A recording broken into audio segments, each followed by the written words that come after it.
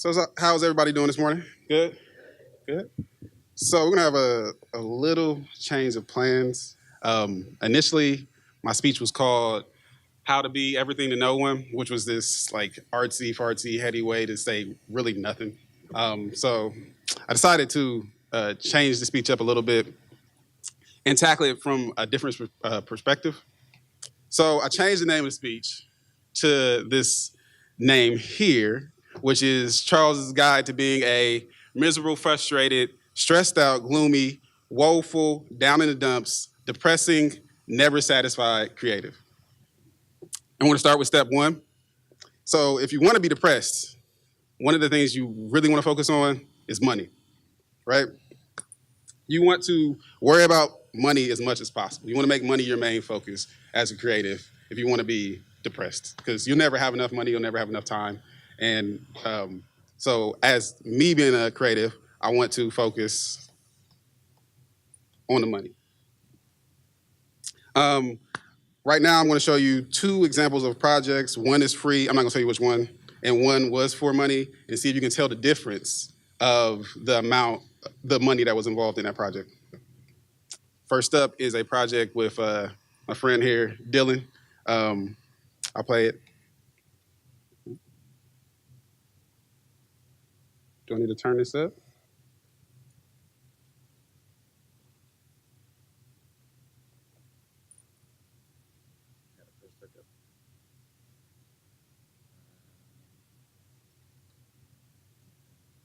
Hmm?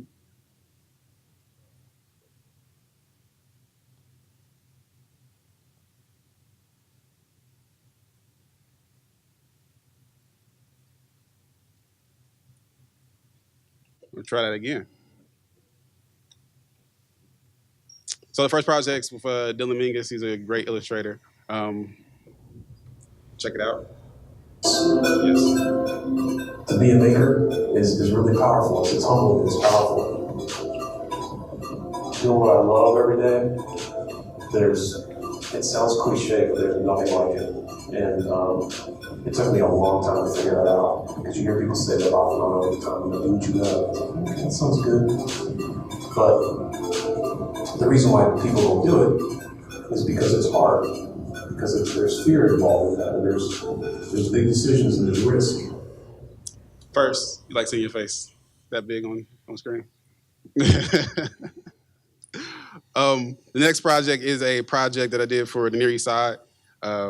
It's about the changing of the neighborhood, the development of the neighborhood.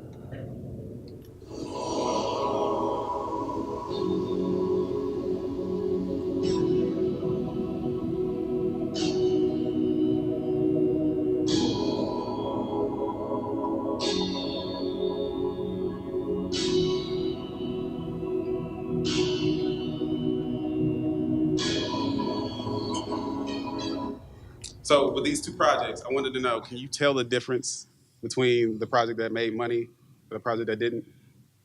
Just by a show of just yell out yes or no. No?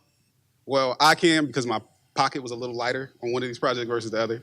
Um, there is a scientific study, hence the word scientific study on the board, that ties the correlation between creativity and money.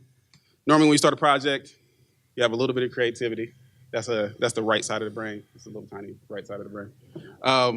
If you add just a little bit of money, you can triple the amount of creativity. But it's a diminishing return. So if you add a little bit more money, you get a little bit more creativity, and so on and so forth. So as a creative, you want to focus on money so much that you do no other projects that that make money, that don't make you money. So you want to focus strictly on the money to do so. One thing I always wanted to do is reference the great rap group, the Wu-Tang Clan. And so this should be your motto: cash rules everything around me, cream get the money, dollar dollar bill, y'all. So that's to be your focus, to be a visual creative in that way. Step two, what you want to do is worry about what people think. I racked my brain trying to figure out what would be the best scenario or the best case study in life to depict how worrying about what people think is beneficial in a weird way. So the focus was high school. In high school, there's multiple people with different personalities, cool kids, nerds, jocks, everything. So it's a great case study. So what I wanted to do was focus on the group that had the least known problems, which is the popular kids. The popular kids have to fit into this space where the kids have, like the jock, for example. He has to be masculine. He has to be cool. He has to be funny. He has to tell rad jokes. The cheerleader, she has to be feminine. She has to always be on fleek. She has to be well dressed, and everybody loves her. And what you want to do is put yourself in a similar box like that, and that box is called the box of cliche. You want to put yourself in a box that locks in your creativity to what other people think of you. Say, for example, if you're a photographer and you do landscapes, you have to worry about what everybody else thinks about you. You have to only do photography of landscapes. You can't be a photographer who loves to do landscapes and portraits. You have to worry about what people think so much that it locks you into doing only one thing. Number 3 is a jack of all trades, a master of none. Does anybody know who this guy is? Yes, you can yell out anything. Who? Leo. Yes, it is Leonardo da Vinci. He had a problem. He did a little too much.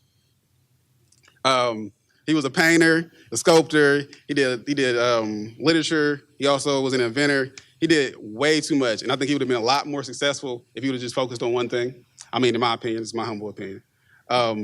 He was born in 1452. I don't know if you know this, but that's a long time ago. That's a time before smartphones, laptops, the Adobe Cloud, stuff along those lines. That's supposed to be a Tesla up there, and not like the Tesla coil, but like the Tesla vehicle. But as a creative, what you want to do to be miserable in that sense is you want to focus on one talent. It's not like we are diverse in our likes. We want to focus on only being an illustrator if we're an illustrator. We want to focus only on being a super dope beat maker if you make music. You want to focus on one thing.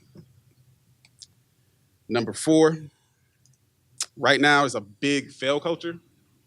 I don't know if you've watched anything, maybe like a Gary Vee video, anything along those lines, but they say fail often. You want to fail so much that you know the upside.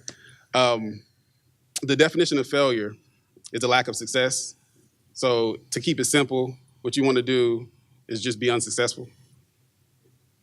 This is me, unsuccessful me. So what you're going to want to do is stay in that lane. This is the structure of a project. So you have the successful side of a project, the fail side of a project. You got, it's going. At least the project's going. And at least I got the project done.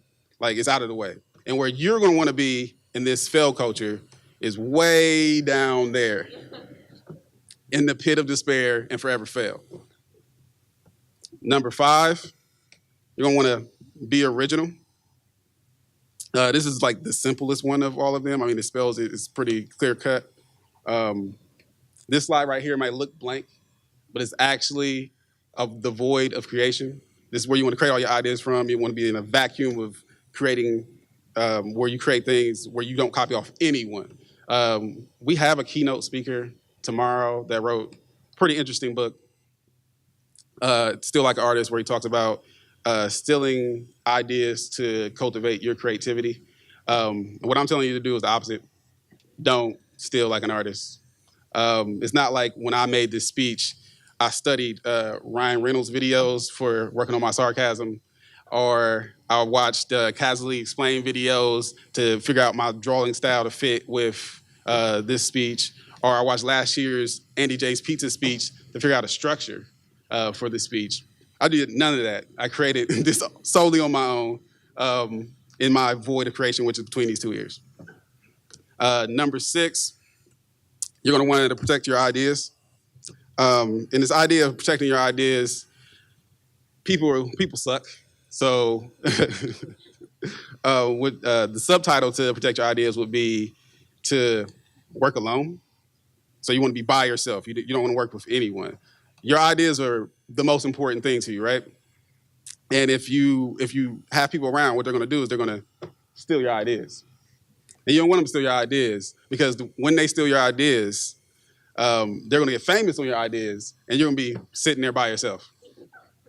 So to reiterate that, what you're going to do is this is your ideas over here, and this is people. No people.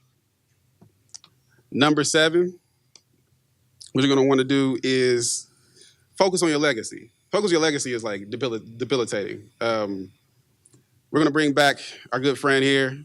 He's sending good vibes. It's believed that Da Vinci was a painter amongst multiple other things.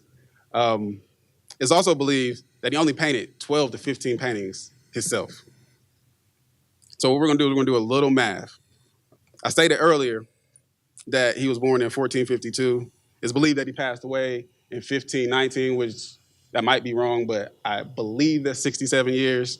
And just to give him the benefit of the doubt, I'm going to say he wasn't painting out of the womb. I'm going to say he started painting at 20. That's 47 years worth of painting.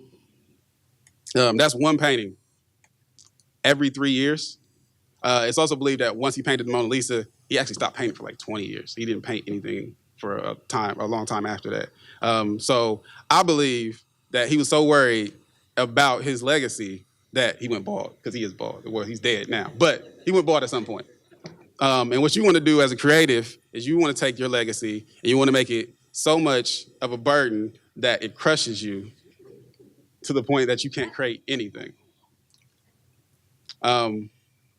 So, we're going to recap. The focus of this speech was to worry about your money. Make money your priority.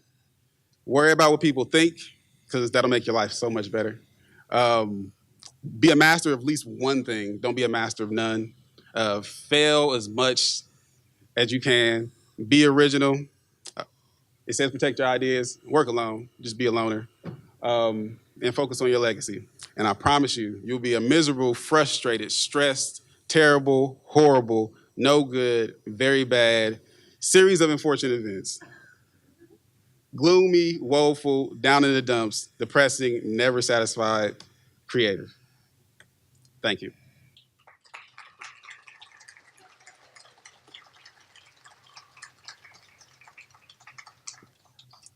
I don't think y'all want to ask me any questions because it's all negative. I don't listen to me. So, but thank you.